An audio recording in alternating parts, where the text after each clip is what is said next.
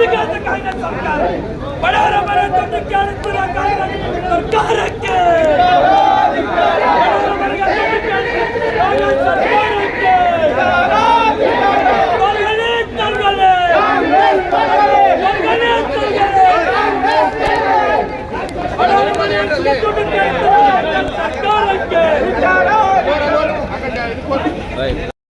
ಕಾರ್ಯಕರ್ತ ಬಂಧುಗಳೇ, ತಾಯಂದ್ರೆ, ರಾಜ್ಯದಲ್ಲಿ ಭ್ರಷ್ಟಾಚಾರ ಯಾವುದರಿಂದ ಪ್ರಾರಂಭ ಆಗಿದೆ ಅಂತ ಹೇಳೋದೇ ಕಷ್ಟ ಆಗ್ಬಿಟ್ಟಿದೆ.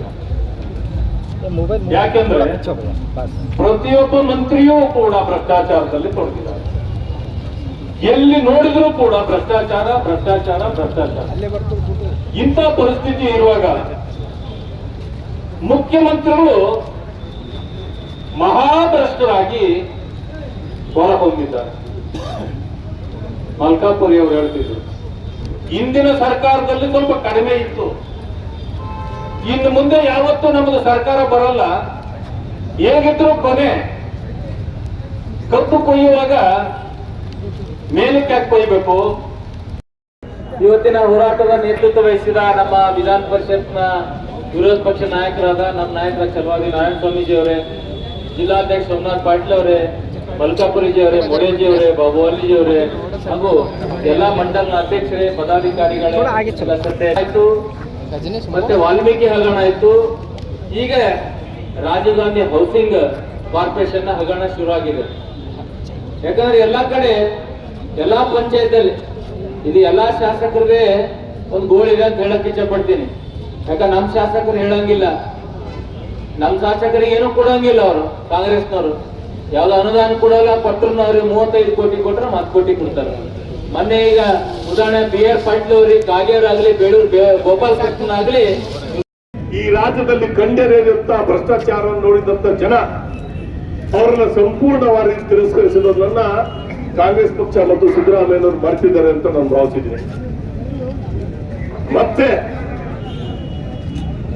ಕೆಲವು ತಪ್ಪು ಆರೋಪಗಳನ್ನ ಭಾರತೀಯ ಜನತಾ ಪಕ್ಷದ ಸರ್ಕಾರ ಮೇಲೆ ಹೊರಿಸಿ ಜನರ ಮುಂದೆ ಭಾರತೀಯ ಜನತಾ ಪಕ್ಷದ ಸಿದ್ದರಾಮಯ್ಯರ ನೇತೃತ್ವದ ಕಾಂಗ್ರೆಸ್ ಸರ್ಕಾರ ದಿನ ಬೆಳಗಾವಿನಿಂದ ದಿನ 1ನೇ ತಾರೀಕಿನಿಂದ ಅಂದ್ರೆ ಅವರ ಅಧಿಕಾರ ಬಂದಂತ ಮೊದಲನೇ ದಿನದಿಂದ ಎಷ್ಟು ಭ್ರಷ್ಟಾಚಾರ ಹಗರಣ ನಡೆದಿದೆ ಅಂದ್ರೆ ನಮ್ಮ ವಿರೋಧ ಪಕ್ಷಕ್ಕೆ, ವಿಶೇಷವಾಗಿ ಭಾರತೀಯ ಜನತಾ ಪಕ್ಷ ಅಧ್ಯಕ್ಷರಾದಂತ ವಿಜಯೇಂದ್ರ ಅವರು ಅಧ್ಯಕ್ಷ ಸ್ಥಾನ ವಹಿಸಿಕೊಂಡ ಮೇಲೆ ಒಂದು ದಿವಸ ಕೂಡ ಅವರು ಪುರುಸತ್ತಿಲ್ಲದಂತ ಹೋರಾಟಗಳನ್ನ ಕಾಂಗ್ರೆಸ್ನವರು ಭಾರತೀಯ ಜನತಾ ಪಕ್ಷ ಕೈ ಕೊಡ್ತಾ ಇದ್ದಾರೆ. ನಾನು ವಿಧಾನ ಪರಿಷತ್ ಪ್ರತಿಪಕ್ಷ ನಾಯಕರಾದಂತ ಛಲವಾದಿ ನಾರಾಯಣ ಸ್ವಾಮಿ ಅವರಿಗೆ ಮತ್ತು ವಿಧಾನಸಭೆಯಲ್ಲಿ ಪ್ರತಿಪಕ್ಷ ನಾಯಕರಾದಂತ ಅಶೋಕ್ ಅವರಿಗೆ, ಗುಲ್ಬರ್ಗ ಮಾತ್ರ ಅಲ್ಲ, ಗುಲ್ಬರ್ಗ ನಾನು ಮೊದಲಿಂದ ಹೇಳ್ಕೊಂಡ್ರೆ ಅದೊಂದು ಅಲ್ಲಿ ಕಾನೂನು ವ್ಯವಸ್ಥೆ ಈ ದೇಶದ್ದು ಅಥವಾ ಈ ರಾಜ್ಯದ್ದು ಸಂಬಂಧ ಇಲ್ಲ, ಅಲ್ಲಿಯೇ ಪ್ರೈವೇಟ್ ಆಗಿ ನಡೀತದೆ ಅಲ್ಲ. ಅದರಿಂದಾಗಿ ಇವೆಲ್ಲ ಆಗ್ತಾ ಇದೆ. ಸಚಿವರು ನೋಡಿ, ಈಗ ಕಾನೂನು ಸಚಿವರು ಆದ್ರೆ ಉಸ್ತುವಾರಿ ಸಚಿವರು ಯಾವಾಗಾದ್ರೂ ಟೂರ್ ಬರ್ತಾರೆ, ಟೂರ್ ಪ್ರೋಗ್ರಾಮ್ ಹಾಕೊಂಡು ಬರ್ತಾರೆ.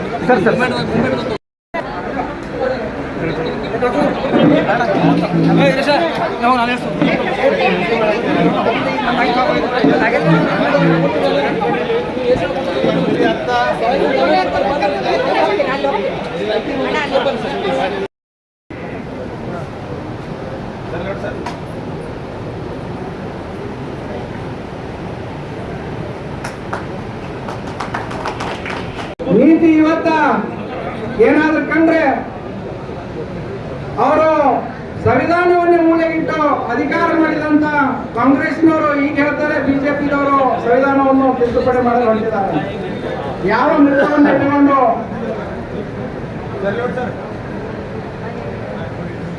ಬಹಳ ಸೌಭಾಗ್ಯವಂತರು ಅಂತ ಕರಾಳ.